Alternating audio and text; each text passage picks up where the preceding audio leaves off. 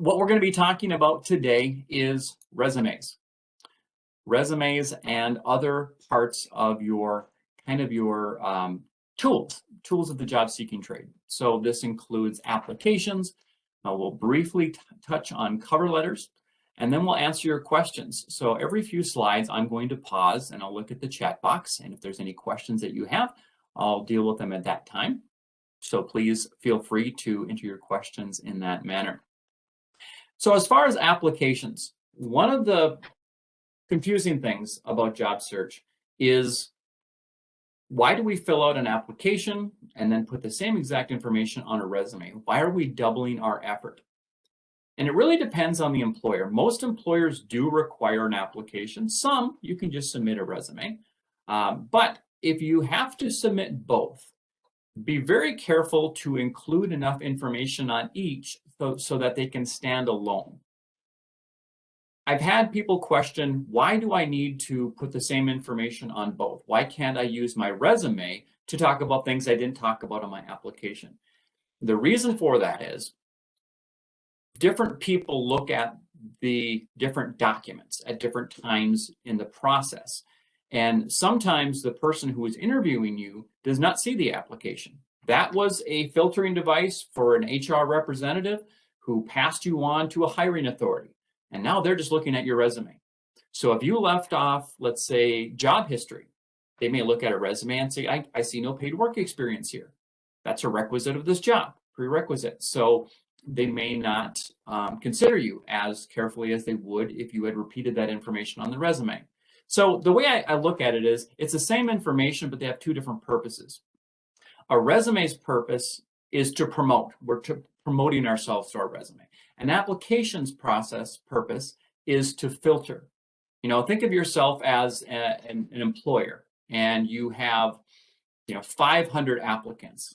If they use their own device, meaning that something that you go in and you fill out, they can filter that pretty easily because they control it. They control the questions they ask, they control the content. And they can even use a computer program called Applicant Tracking Software to filter down relevant candidates. If everyone sent a resume as their application, they're all going to look different, and they don't control that, and they're not going to have a process to really filter down that candidate pool. So that's the way I look at it, at least. Make sure that they can each stand on their own. As far as applications, make sure that you read all instructions very carefully. Do not fill out anything blank, because if you leave anything blank, it's going to cause, in many cases, that application to be dismissed, because it's required that you fill out everything in almost all cases. Normally, for an online situation, they actually prevent you from going on to the next page until you fill everything out. If you're filling it out on paper, people have a tendency more often to leave things blank, and make sure you don't do that. In fact, I don't even put NA. I put not applicable. I fill it out completely. I know that seems silly, but I use this space aloud. Certainly, if it's a question you are uncomfortable answering, like, why did you leave your last job? You may say, well, I really don't want to answer that. There's too much information for me to effectively answer that on an application. You still have to answer it. If you were fired from your last job, people get fired all the time. Good people get fired all the time. And I know it's a very emotional process to go through. However, on an application, just put in involuntary separation. Don't try to go into the details, because that's not the right place to do it. In fact, in your job search as a whole, it's not a really good idea to go to the emotional aspects of a termination, because that's not going to help you. The only thing an employer wants to know is, will it affect you in this job? So it's really important to come to an explanation, if you get to an interview, of what happened there, but you don't need to go into all the details within the application. Keep really good records too. I'll be sending everyone a data sheet that you can fill out. So if you have a situation in which you do not know your employment history, that's something you should start working on right now. Don't wait until the job of your dreams appears and they say, we need your history for the last 15 years, and you've only got the last 2 jobs. Start looking that information up, start researching. I know it's not easy in some cases to find the exact dates, but make a really good attempt to do that. When you fill out applications and create a resume for government employment, in many cases, they're much more picky about length of employment. So if they're looking for a certain period of time, let's say 2 years of relevant experience, make sure that you list 2 complete years, meaning that saying 2019 to 2020, that's not 2 complete years. That's 2 days. That's December 31st of the previous year to January 1st of that next year. That's 2 days they'll give you credit for. I know not all employers are like that, but in government employment, generally they are, because they have to be. They can only give you credit for what you prove, and what you prove on your resume is what you list. So get to the actual dates if you're close to those experience requirements. Get to the month and the day sometimes.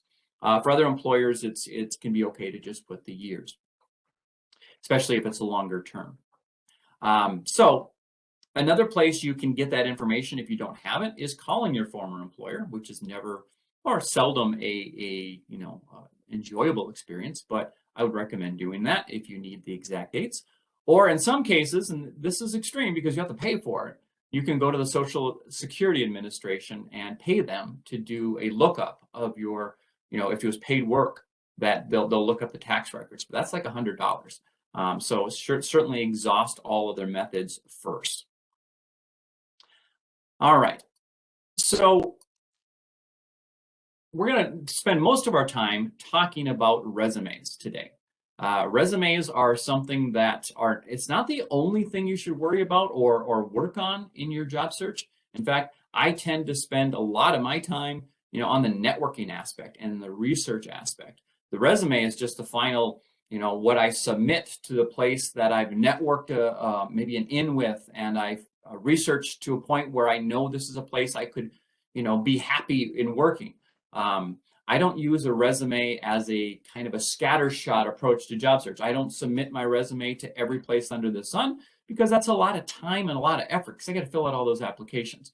So even though it's not the only thing in job search, it's one of the most identifiable pieces of job search, and it is important. So we're going to be talking a lot about resumes today. All right, just taking a quick look here.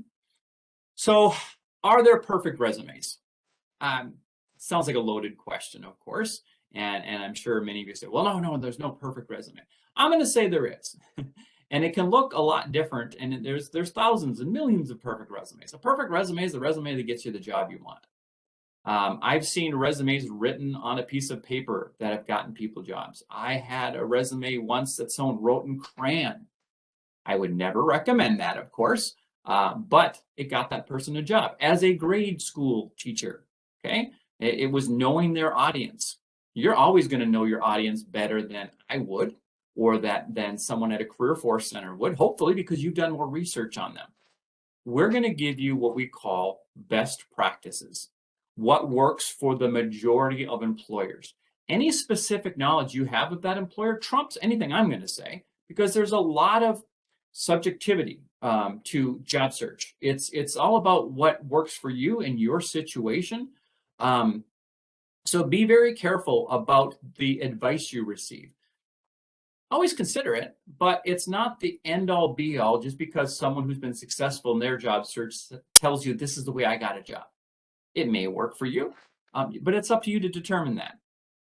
So the bottom line is you have to be comfortable with your resume so that you can sell it. You generally do get a little help on your resume. You should always have someone look at your resume.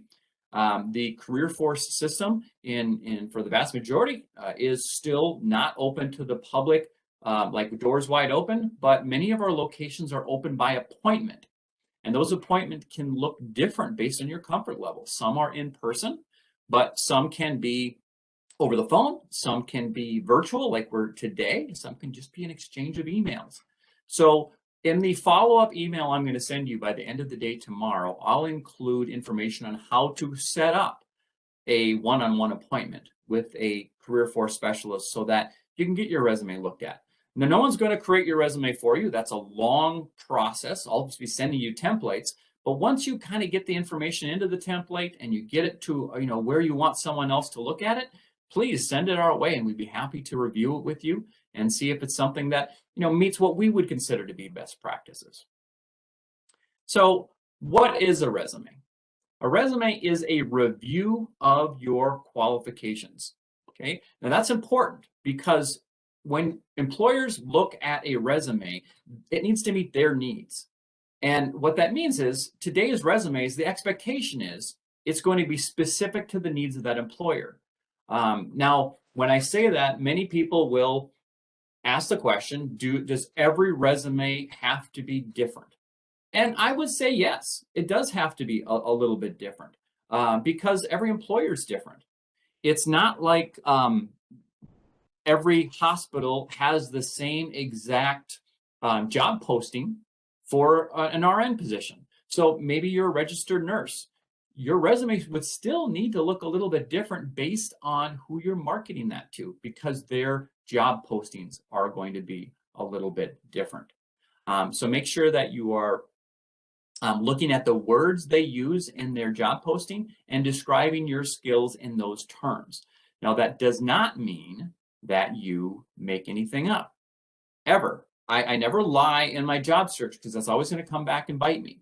But I will describe what I do well in the terms an employer demonstrates. So if they say that they need someone to train someone on something, great, I can train you. If they need someone to facilitate, I can make the leap to say I've been a trainer for 20 years, but a lot of that time has been could be considered facilitation or education. Use the words they use to describe the skills you have if they carry over. So qualifications are really important. Unless you are looking at that job posting and dealing directly with their needs, they're not going to bring you in for an interview because someone else will have demonstrated a better marketing piece in their resume because they'll be dealing directly with the qualifications as listed. It's essential information only. Many of us, certainly myself, I've worked since I've been about 13 years old.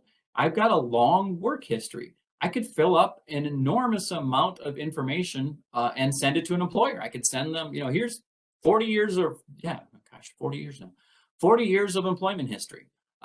That's too much. That's way more than they need. It's not the essential information of what they're asking for. Now, there are situations in which you can say, yeah, I've got a 5-page resume and it all relates. It's all essential to this job. It's all what they're asking for. That's still not, in most cases, what they're looking for. They're looking for a reason to bring you in for an interview. They want to quickly look at a resume and see, does this person meet the qualifications? Great. If you do that, there's a point at which you can do too much. You can add too much experience, too many examples. And the reason for that is it's hard to read. It's hard to look through all that information.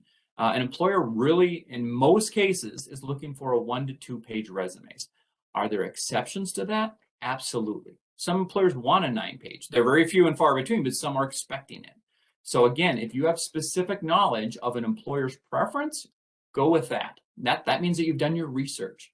But unless you have specific knowledge, think about if you were looking at resumes, what would you want to see? Would you want to have to, plow through 9 pages to find what you want? Or would you want a quick, easy, concise document to review in like 15 seconds?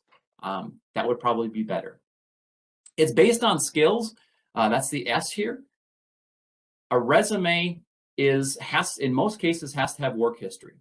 If you don't have work history, there's another type of resume called a skills-based or functional resume that we'll talk about. But if you do have work history, make sure you include that on your resume, but not just including the title and the dates. Make sure that you are also including what you did there and what you did there that relates to the needs of this employer. By unique, I mean that it's not a template. It's not just the information you're going to get from me tomorrow. Don't use my examples. Don't use someone else's examples. Make yourself stand out by your unique stories, your unique accomplishments. And don't assume that they're just going to know. Well, anyone who welds knows that you have to have these 5 skills. The person who's looking at your resume might be an HR person. They might not know all the skills needed to do a job. So explain them. Try to quantify. Don't just say that I weld, say how many welds you did on a daily basis for a certain time period. Tolerances, there's all sorts of different things you could talk about within your industry because you're the expert in your industry. Make it accessible to someone based on how they worded their job posting. Question here, what if you're sending, not for a specific opening, for more of an informational meeting, just to introduce yourself? Now, in that case, it's looking at the company website, it's looking at the needs of what they do, that industry, and maybe the customers they serve. Informational interviews are, to me, a really grade A type of process that really engaged job seekers do. We talk about that in the interviewing class that I believe happens next week. It's where you ask an employer for 20 minutes of their time to ask them some questions. You may bring a resume with you. I don't force it on them because I'm there to ask questions, but if they ask for it, I have it. And in that case, I would customize it to kind of the general overall industry they serve and what I've done in that kind of realm. So yes, I do have a meet and greet resume that just speaks to the type of work I'm trying to get, because most of us have done different types of things. So even within the framework of general resumes, you can customize it to the industry you're currently looking for work in. I talked about it being a marketing product. Now, the E, I really want to focus on this E. It's only effective if it gets you noticed. If you're sending out resumes and you think they look great and you've gotten really great feedback from your peers or from Career Force staff, but you're not getting any interviews, there's 2 things that could be happening. One, you're sending them to the wrong people. You're sending them the jobs you're not qualified for, or you're sending to them employers who maybe have a persistent posting that they're not actually even considering interviewing for. There's some government situations in which they have open postings, meaning that they anticipate needing an interview pool, so they keep them open. The other thing is just not working. Even though you got great feedback on it, it's not working for you. So change it up. Try a different tactic. I'm going to give you 3 basic resume templates we work off, and sometimes just changing the type of resume you use for a particular employer will work better. So no matter what feedback you get, it's only effective if it gets you interviews. Now, not every resume is going to get you an interview. There's pretty low rate on return if you're sending out a lot of resumes. But if you're not getting any and you've been submitting application after application after application, you really need to look at it again with a fresh set of eyes. And then we talked about it being specific. What happens to a resume application when you apply when there is not a current opening? Does it just get filed away and forgotten by the employer? It depends. Every employer has their own specific process. So I live in northern Minnesota, and St. Louis County has a situation like this where they used to have something called an Information Specialist 1 position. That was an open position. And in that case, qualified applicants would be put into a pool, and then they would draw from that pool when they had an opening. Now, for other employers, it may go into what some people call the circular file. I think that's the term people use, which is the wastebasket. So if a job gets posted, that's an opportunity to reconnect with that employer. You might say, well, I already got an application in there. You're not guaranteed that they're still looking at that. Most employers only take applications and resumes when they have a job posting, though. In fact, most will not take your resume unless they have a specific job for you to apply to. So we'll deal with the gap in employment when we get to the types of resumes. So a resume should be brief. It's a preview of coming attractions, so really less is more. The goal of a resume is just to get an interview. It's not to get a job, so you don't have to put everything in it. I get that we're not probably going to write a resume unless we're looking for work, but the goal of an interview is to get a job. The goal of a resume is to get the interview. And I like to look at it in that way so that I don't feel I need to put everything on the resume. I've just put enough there to create interest. And if I do that effectively, I'm going to get to that very, very important part of our job search, which is that interview. And that's why we separate these two classes. Resumes are 1 week, and then we do the interview the next week.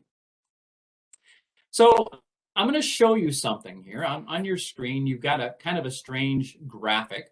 What this is it's called a heat image. It's where someone's eyeballs spend the most time. I don't know how they did this. I don't want to be the person they wired up to do this. I think they just do it with cameras.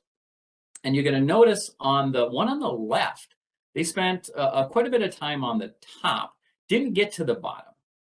And the reason they didn't get to the bottom is you can't read any of this, at least I can't. But look at all of this text, this closely. There's like a ton of bullets here, and it's all just globs of text. That's really hard to read.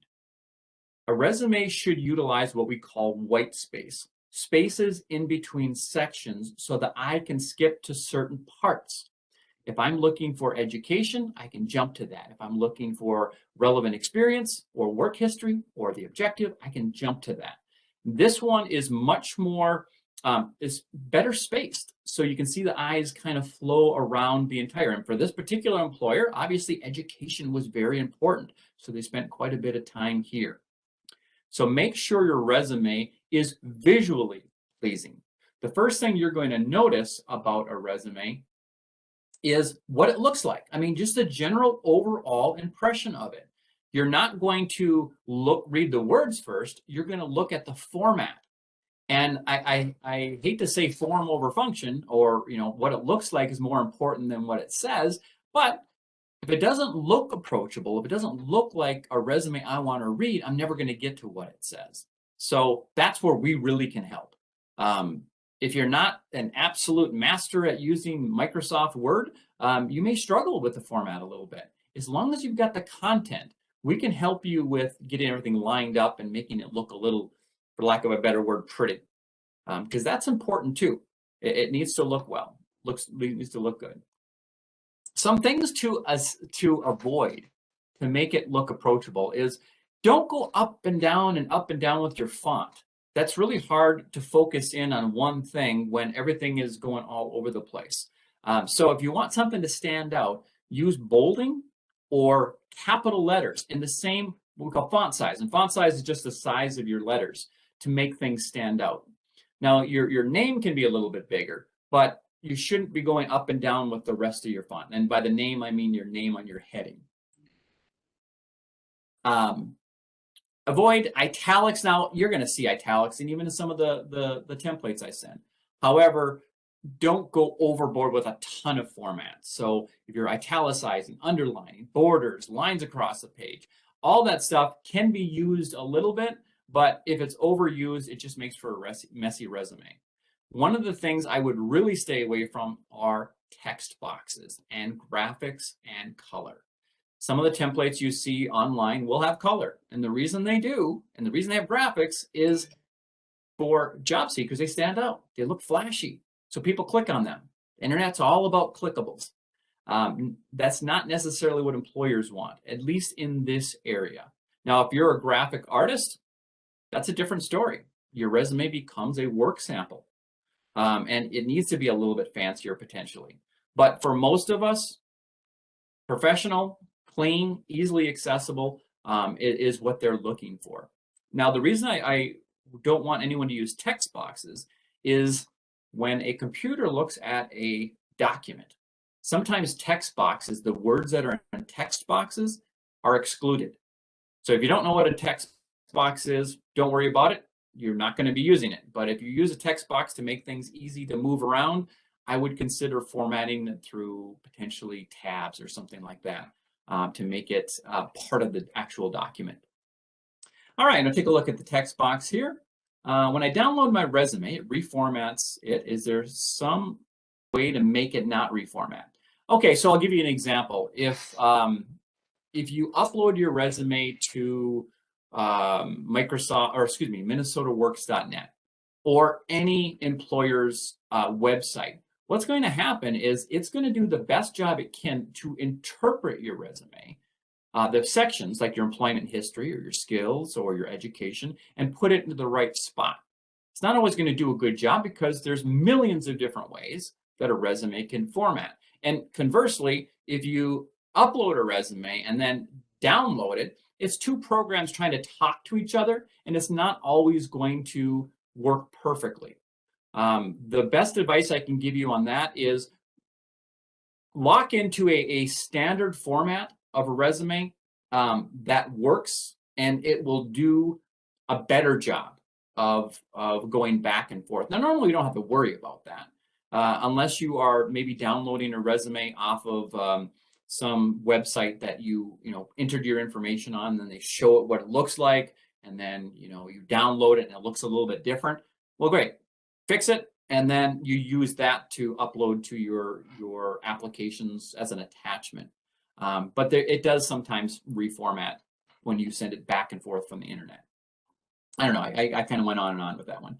As far as a gap in work history, usually what you're going to consider for that, like right now, we've got a ton of people, less maybe than we did a few months ago, that have a fairly significant gap in work history. That's less of an issue than it's ever been in my 20 years of doing this specific type of work. A lot of people are in the same situation, and employers are very accommodating of that. And the reason they're accommodating of that is they're very in need of employees. There are more jobs available today than I have ever witnessed in my entire career. Now, I get it. They're not maybe the jobs you want for the wage you want in the industry you want. I get that. However, I've seen employers change the way they look for employees. When you turn on the radio, half of the advertisements aren't for products. They're for employers seeking employees. So a gap in work history, if it's huge, if it's 5 years plus, then maybe you change your resume to what's called a combination resume. But if it's only a year and a half, list it as you normally would, and have an answer for it. If they question what have you been doing, that's fine. Maybe even bring up some of the things you've been doing. That's what I've done throughout my career is when someone has a gap in work history, I say, okay, tell an employer what you've been doing during that time. That would be something that would benefit them. Have you taken some schooling? Have you taken some training? Have you updated some skills during that time? So it doesn't look like you just were doing nothing. No one just does nothing, but on a resume, it looks like it, unless you will put, took a free course on GCF, learned free to update my Excel skills. That's something you could use. So someone says here, best to convert MS Word documents to a PDF format to avoid software differences. I get a lot of that. I'm a huge believer in keeping your resume as a Word document, not a PDF. Now, people will disagree with me, and this is just my opinion, but here's why. If you change your resume to a PDF, great, it works fine, and you can do it for free. Now, you used to have to figure out really crazy ways to make that happen, but now almost every word processor has a PDF converter built into it. And that's just a different format. Some employers want a PDF resume. And if you just Google that, you'll find out, really quickly and easily how to do that. The problem is you can't edit a PDF. And I just told you that all resumes need to be specific to the needs of the employer. So what happens is someone creates a resume in Microsoft Word or some free program. They convert it to a PDF, and then they send it to that employer. Now a similar job comes up, and they say, oh, great, I've got that PDF for that, that nurse position. And then they try to edit it, and they can't edit it. If you have that original copy of the Word document, you can go back and edit it and then reconvert it. But not everyone is that organized. So where they look is the last place they sent it. And if the last place you sent it was an uneditable format, it can cause problems. And I say that because I've run into this hundreds of times when someone will come into a career lab and they will have a resume that they can't edit. And we try to the best we can to help them, but the easier you make it to edit your document and send it out, the more likely you are to be able to effectively do that in a timely manner. All right, we're going to move on here. So resumes are a selling tool. You really need to be honest and positive in a resume. Very few people go negative on a resume. I've seen that more in applications and certainly in interviews, but never inject any negativity into your resume. You don't want to say I dealt with difficult customers. You don't want to say that. You might say met the challenging needs of a wide variety of customers. There's different ways of wording your abilities of dealing with potentially, difficult situations. It focuses on accomplishments. Don't just say you did something. Talk about what the end result was. If did you increase profits? Did you help to create a new process? Did you implement a new training, a new software? Did you help the company grow? Certainly only take credit for what you have done. But if you were part of a team that really did something incredible, talk about it. That's fine. That's your accomplishments. And accomplishments sell more than skills. Just listing a skill doesn't tell me anything. Tell me what you did with that skill and what the results were. If you're overqualified for a position, you're just not targeted, meaning that if an employer says you're way overqualified for this, you put too much information on your resume.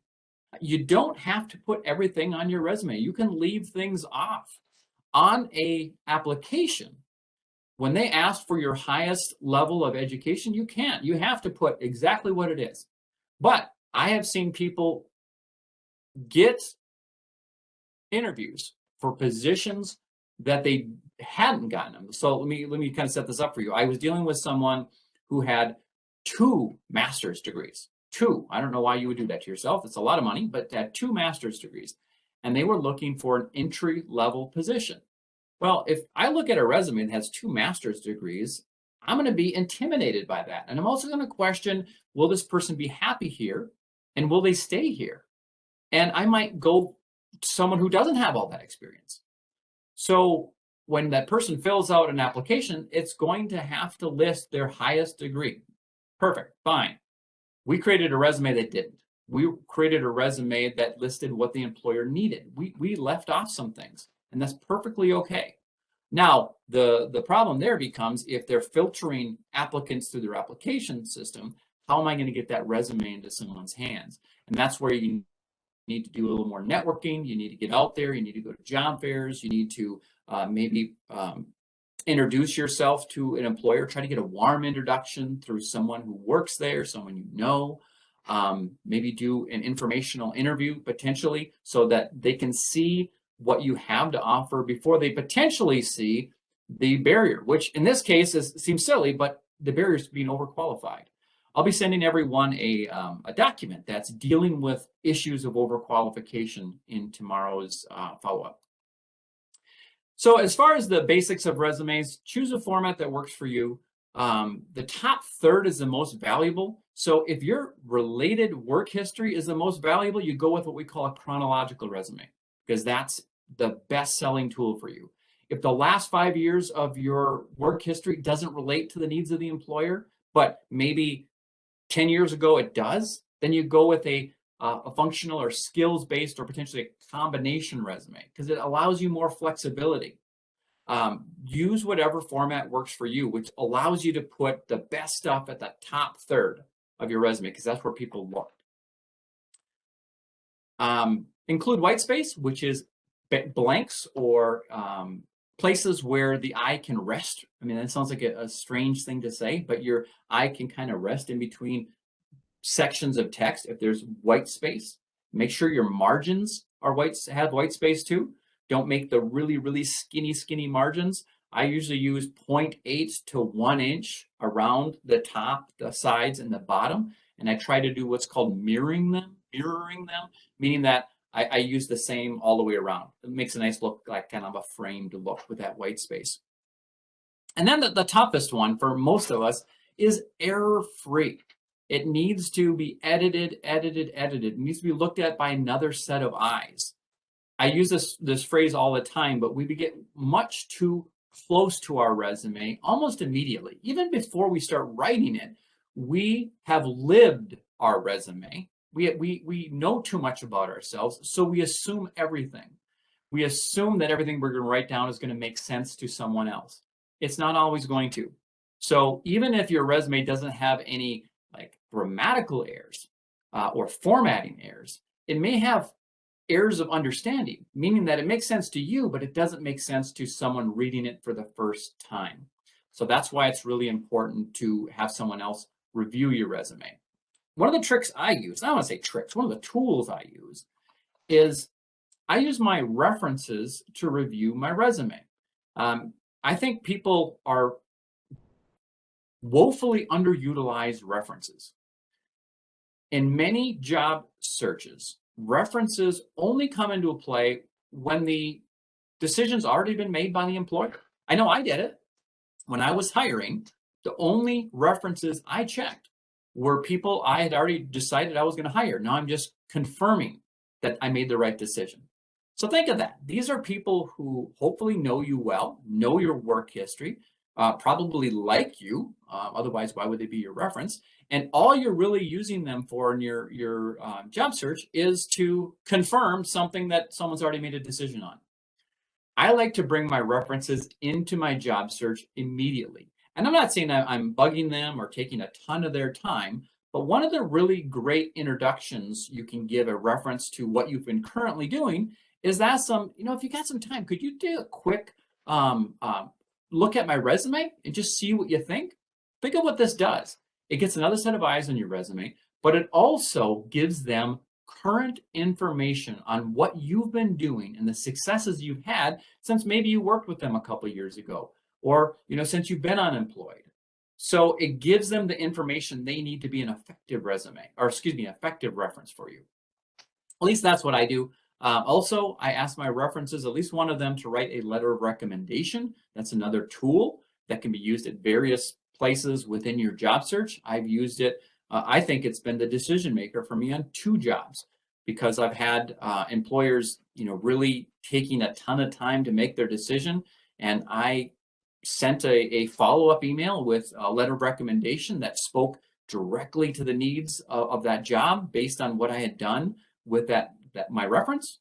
And, a couple of days later, I got the job. I don't know if that was the decision maker, but I know it didn't hurt. So there's a lot of things that references can do for you. Don't just use them as a name and a number to call after the decision's been made. So the main 3 types of resumes are chronological, which is the traditional resume that still works, by the way, very, very well. Employers prefer it, and the reason they prefer it is people who use chronological resumes have current work history in their industry. That's why they use it. So even though chronological is the preferred format of employers, it's not necessarily the tool that's best for your situation. By that, I mean, if you don't have current work history, a chronological resume will show that immediately. It'll say, hey, this person's been out of work for 5 years, because the first thing they see is that gap in work history. So if you do have a gap in work history, maybe we go with something called a combination, or even to a functional or skills-based.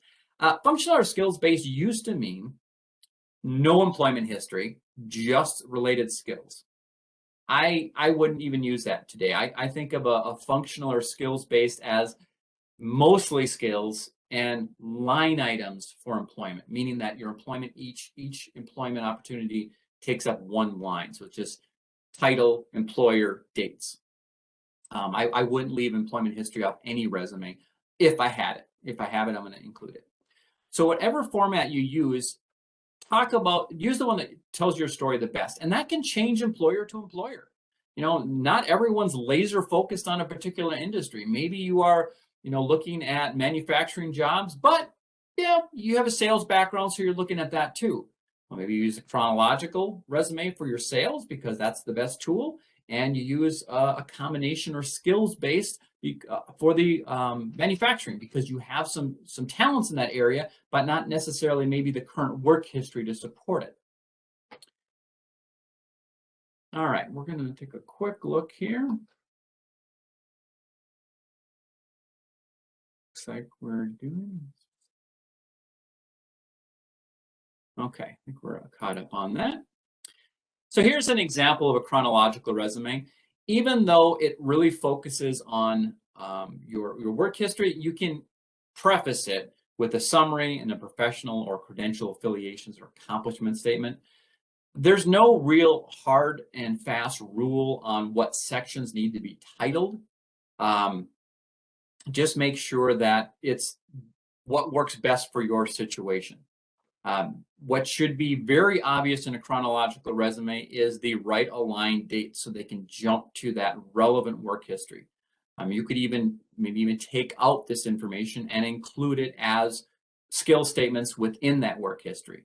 In this case, I believe what they wanted to do is these were some affiliations that maybe weren't tied to their work history, but were relevant to the job. So they wanted to kind of put them front and center.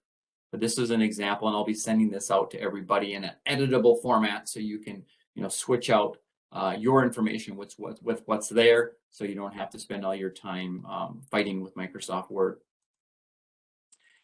A functional resume is going to be more about the accomplishments and the skills. So the bulleted statements support the actual skill, not the employment history. I actually really like this. It doesn't work well for all employers, obviously, but I prefer this because it allows me to have more leeway with how I go about marketing myself. However, I fully realize that many employers prefer a chronological. But even notice here in the functional, we still have our employment history. Education, training, personal development. You could include some just line items for employment history here too. Some don't have that, but I think every resume should have some employment history. A second here. And then a combination resume, which is very popular. A lot of people like the combination resume. It is really just a combination of the two. You might even flesh out some of your positions a little bit more. So you have the kind of the skills based on the top, and then you have the professional experience on the bottom. Don't get too wound up about the difference between like a combination, chronological, a functional. Sometimes the lines between them are pretty wavering. They're not hard and fast. Here's how they look, and here's what you have to do with them. Just use what works best for your situation. And if you want to make a hybrid of two or more of them, great. If it works, it's the perfect resume. Like I said, the resume that gets you the interview is the perfect resume for that employer, potentially. All right, we're going to move on to the parts of a resume. And we'll go through this fairly quickly because some of these are pretty obvious. The first one is just your name. Make sure that your name's a little bit bigger. Use a little larger font for this. You don't have to put, I'm old school. I have a landline, but I do most of my business through cell phone. Whatever you list, make sure you're checking it.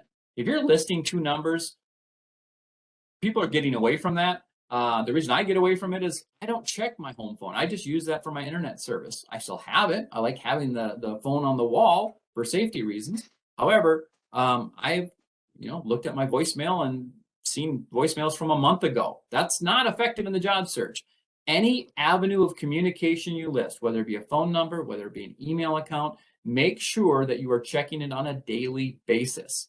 So leaving your number one phone number is probably the best in today's society. Most people, that's a cell phone. Make sure that you update your voicemail to the message. Make sure you know what it says. Most of us have no idea what it says because we don't check it. We don't listen to it.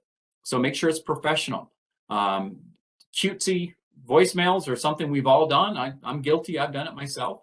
I've hung up on people's voicemail for employment opportunities simply because I don't have the time to listen to someone's smooth jazz background narrated voicemail that goes on for 30 seconds.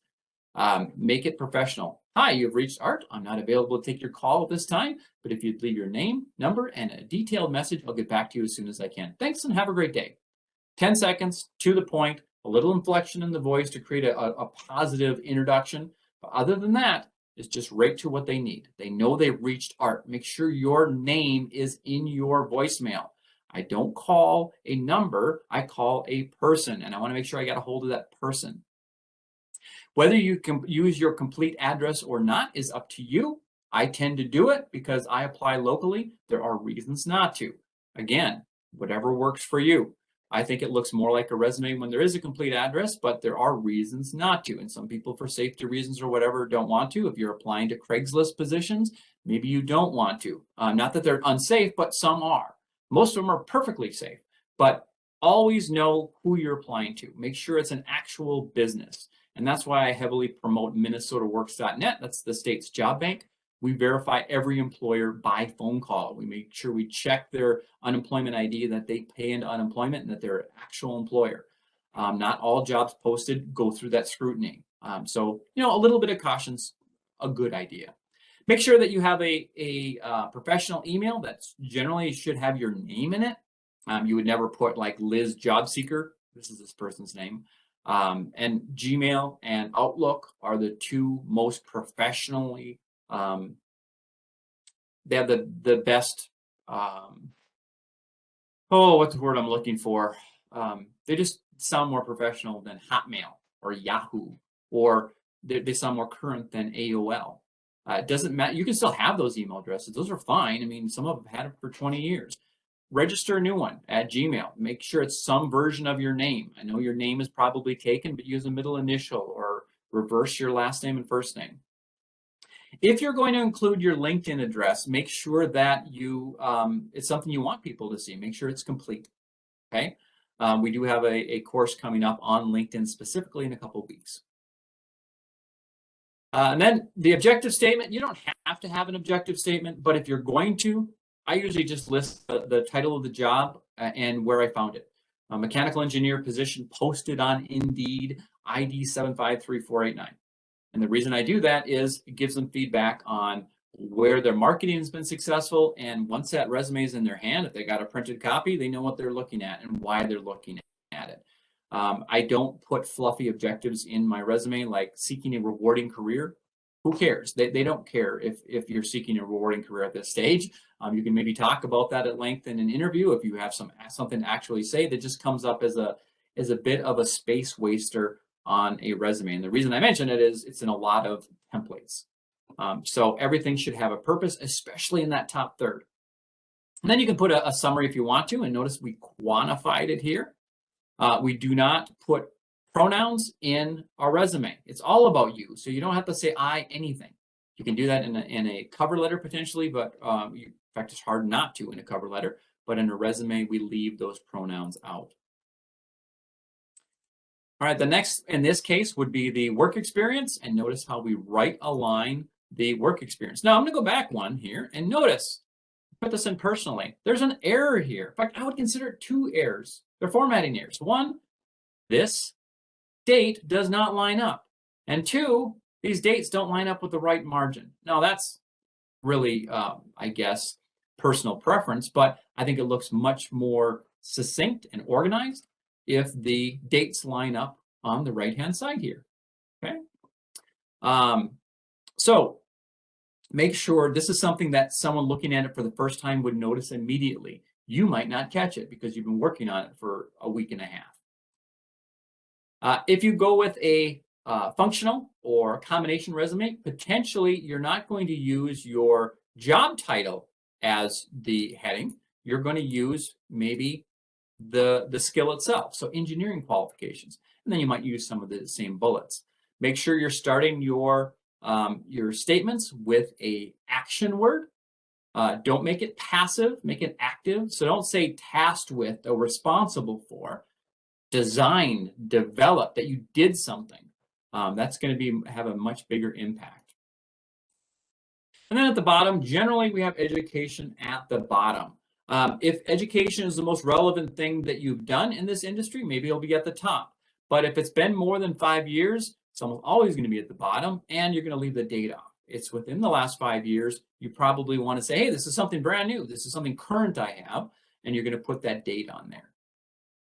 Sometimes education is required, sometimes it's not. That's a determination you make based on their job posting. Some other things you can do is include military experience. You certainly should do that if you have it, because their military preference is a real thing. We just had the Veterans Career Fair with over 100 employers down at the Earl Brown Center in the cities. And employers are certainly willing and anxious to hire veterans. So if you have that, make sure you list it. Now, make sure that you don't put it in military jargon if it's not required. And there are vets reps with each attached to each career force locations that you can get a referral to that can help you demilitarize your military experience, meaning put it into civilian terms.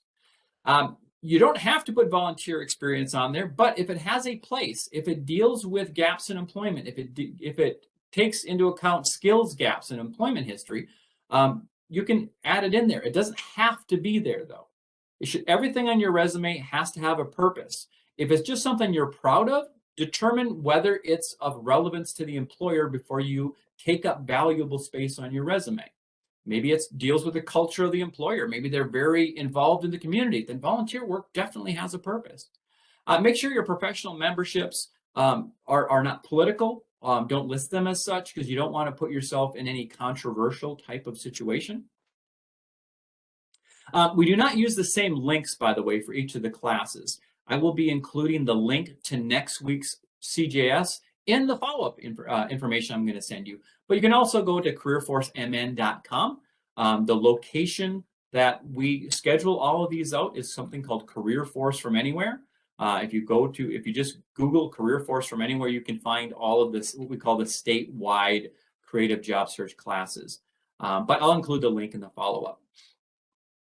Some other things to consider, and this is where you spend a lot of your time, is your accomplishment statements. We already talked about the action words and the importance of the outcome of results. They're hard to put together. They're the hardest things we probably do in our resume because all the rest of it we can just look up. These are things we have to think about. We have to look back and say, what did I do during that work? What would be impressive? How can I give scope to this? So if you were a waiter or waitress at a restaurant, talk about, how many plates did you serve during a busy rush hour? What was it a split shift? What were some of the challenges you overcome? Did you have a lot of repeat customers? And that really speaks to customer service. There's a lot of things. Every job does have impressive statistics to go along with it. The problem we have is really looking at it with a fresh set of eyes. We just say, well, everybody knows that. No, they don't. So take time to look at what you did and take credit for the accomplishments you were able to do in that line of work. And then have someone else look at them and make sure they make sense. So here's an example. Instead of saying kept inventory, you could say manage daily inventory of over 1,000 classifications of medical supplies. Now, this is not an overreach. This would be very relevant to anyone who kept inventory.